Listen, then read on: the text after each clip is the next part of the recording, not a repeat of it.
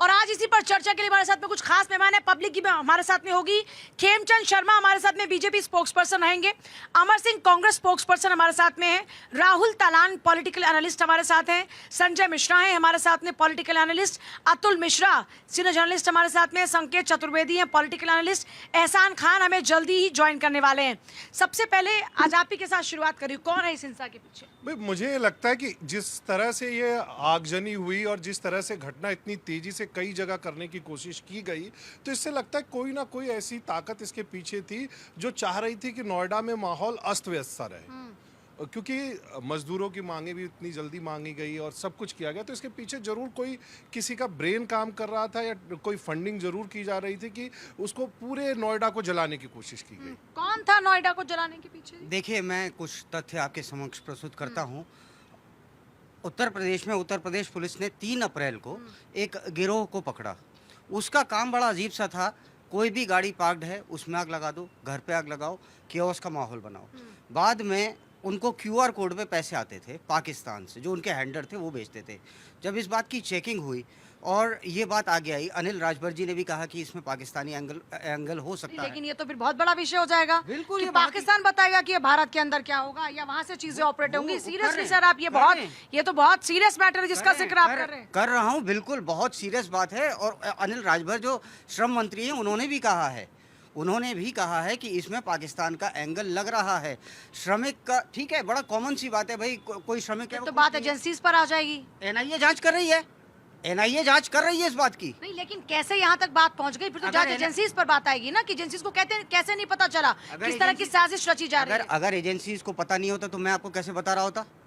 कहीं तो ये अखबारों में भी खबर छपी। एजेंसीज को पता होने का मतलब तो सर ये होता है ना कि प्रिकॉशनरी स्टेप उठाया जाए, रोका जाए इस तरह की हिंसा ना हो। अगर ऐसा हो गया फिर तो सवाल उठेंगे ना। सुनिए, हर जगह ऐसा हो ना हो ये तो डिपेंड करता है। हर जगह रोक नहीं सकती एजेंसी जा करके। कई जगह, बहुत बड़ा देश है हमारा, उसमें कहीं ना कहीं कुछ ना कुछ लैप्स रह जाते हैं। सर बिल्कुल ठीक कह रहे थे। सब दंगा होता है सेक्टर 60 में, 62 में, 64 में, उसके बाद में जो मेरठ हाईवे है वहाँ पर। तो ये कैसे संभव है कि सब जगह एक साथ में होने लगा? कुछ ना कुछ ब्रेन था इसके पीछे। ये बात तो सर के मैं बिल्कुल 100% एग्री करता हूँ। और कहीं ना कहीं हमारे यहाँ कुछ दलों का भी इसको समर्थन रहा होगा, भले ही मुंह कर रहा हो, भले ही बोल करके रहा हो। कौन सा और दल रह सकते हैं? मैं दल का नाम नहीं ले सकता जब तक, ये तो पुलिस की जांच का विषय है, पुलिस देखेगी। और पुलिस अभी किसको चेक कर रही है? इसमें राजनीति की बू आ रही है। राजनीति की सिर्फ नहीं, पुलिस उन लोगों को देखिए, ये 2 तरह से वर्क करते हैं। पहले वो जो आग लगा रहे हैं, दूसरे वो जो रूमर मॉन्गर जिन्हें कहते हैं, जो रूमर्स फैला रहे हैं कि भाई ऐसा हो गया, श्रमिकों के साथ में गलत हो रहा है, लात मारी गई, ये करा गया, वो करा गया।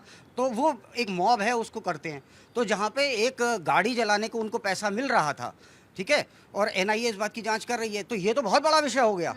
और इसकी जांच अभी चल रही है। ये तो पुलिस बाद में बताएगी क्या हो रहा है। मजदूरों की आड़ में कौन आ गए ये लोग? देखिए, चुनावी साल है और छोटे छोटे मुद्दे बहुत बड़े बनेंगे और इस पे बनाने के लिए सब अपनी चाल चलेंगे। राजनीतिक पार्टियां ऐसा नहीं है कि बहुत दूध की धुली होती हैं, वो सब तरीके के साम दाम दंड भेद सब यूज करती हैं। उनको कैसे ही सत्ता में आना है, कियोस्क फैलाना है और ये साबित करना है कि योगी की सरकार फेल है।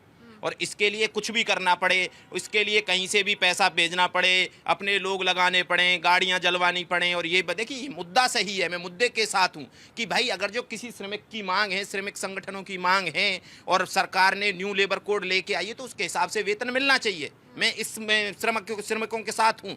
लेकिन अगर आप गाड़ियाँ जला देते हैं, आप पुलिस को घेर लेते हैं, आप फैक्ट्री में आग लगाने की कोशिश करते हैं, तो आप किसका नुकसान कर रहे हैं? आपकी जो मांग है उनको आप डाइल्यूट करते हैं, वो बहुत मुश्किल हो जाएगा। जैसे किसान आंदोलन चल रहा था, बहुत लंबा चला किसान आंदोलन, है ना। फिर एक दिन 26 जनवरी को क्या हुआ? फिर क्या हुआ था किसान आंदोलन का? विलेन वाली छवि बन गई थी किसानों की। तो वही बात है कि अगर जो आप ऐसे करेंगे, आपकी मांगे जायज मांगे और सरकार ने मानी, सरकार ने तत्काल बोला कि हम 3000 तक की बढ़ोतरी करते हैं, तो सरकार सीरियस है आपकी मांगों को मानने के लिए। अब ये बात हो सकती है कि आप ये बोलें कि नहीं हमें 3000 नहीं, हमें तो 5000 की बढ़ोतरी चाहिए, तो सरकार उस पर बार्गेन कर सकती है आप सरकार के साथ। लेकिन आप गाड़ियां जलाएंगे और ये करेंगे तो फिर इसमें साजिश की बू आती है। आपने गाड़ियां क्यों जलाई? सिर्फ इसलिए क्योंकि यहाँ के श्रमिक गुंडे हो गए या गुंडे जैसा काम करेंगे।